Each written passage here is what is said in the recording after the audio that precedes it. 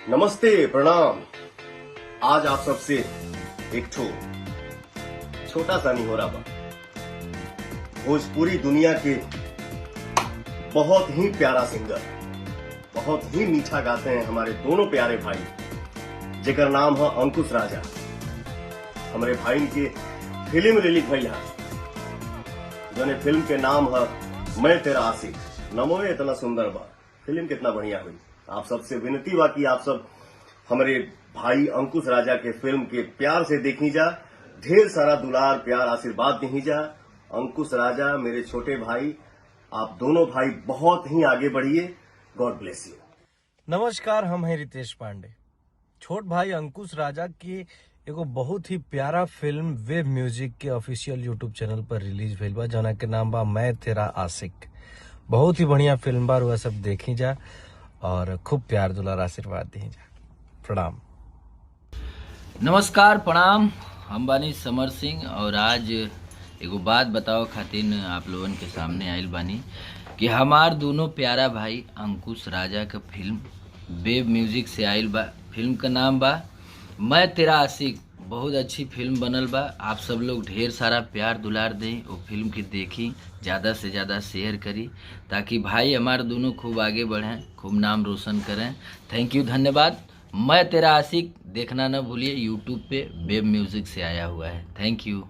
नमस्कार, हम बानी भोजपुरी गायक कलाकार राकेश मिश्रा और हमरा तरफ से पूरे भोजपुरी दुनिया के सबसे प्यारा सा चेहरा, प्यारा सा छोटा सा हम सबके भाई अंकुश राजा जी, जे कि अभी तक रुआ गायक के रूप में देखत रही, अब एक अभिनेता के रूप में रुआ सभी देखनी है। मैं तेरा आशिक फिल्म उनकर आज वेब म्यूजिक के चैनल पर रिलीज हो चुकल बा।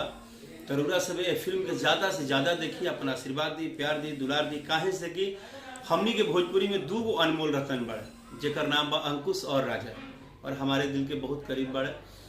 दोनों छोटा सा प्यारा बाबू के दिल से आशीर्वाद, शुभ आशीर्वाद, और खूब आगे बढ़ी, खूब तरक्की करी। माँ वैष्णो देवी बहुत आगे ले जास। तरुरा सब ये फिल्म वेब कंपनी के चैनल पे जरूर देखी, आज ही रिलीज हुई। हेलो, नमस्ते, प्रणाम। मैं हूँ आपकी अपनी पूनम दुबे। मेरी बहुत ही प्यारी फिल्म जिसका नाम है मैं तेरा आशिक, वो यूट्यूब पर रिलीज हो चुकी है वेब म्यूजिक ऑफिशियल चैनल पर। तो आप लोगों से मेरी रिक्वेस्ट है कि हमारी फिल्म को बहुत सारा प्यार आशीर्वाद दीजिए।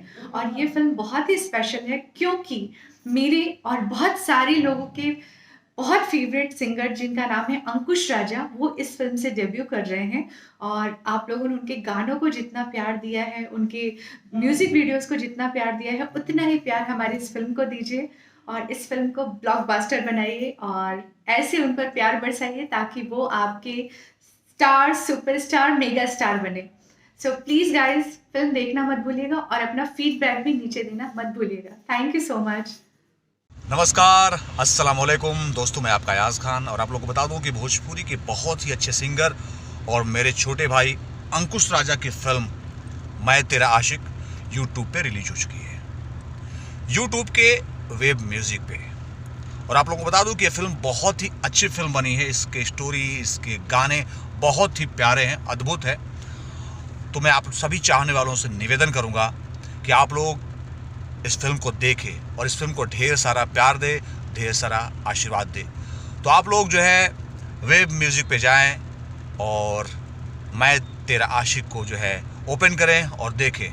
मुझे भी उम्मीद है कि आप लोगों को फिल्म बहुत ही प्यारी लगेगी। Love you all my friends, love you all, bye, take care.